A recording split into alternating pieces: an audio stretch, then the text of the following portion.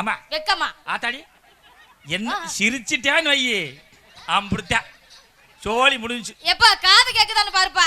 ஏத்தா காதெல்லாம் கேக்குமா கேட்காதா? காது இருக்கான்னு பாரு முதல்ல. அதான் தலை முடிய தூக்கிட்டு பாக்குறேன் காது இருக்கா இல்லையான்னு. ஐயோ ஒரே வேப்பண்ண வடையாவல இருக்கு.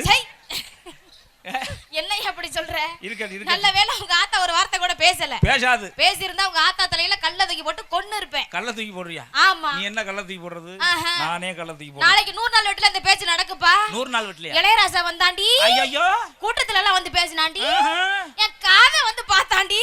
100 நாள் வெட்டில. ஆமா. அவங்க பாக்குற கடினமான வேலையில போய் அங்கே போய் இதெல்லாம் பேச முடியுமா? ஏன் நேரம் இருக்காதோ? நேரம் இருக்காத.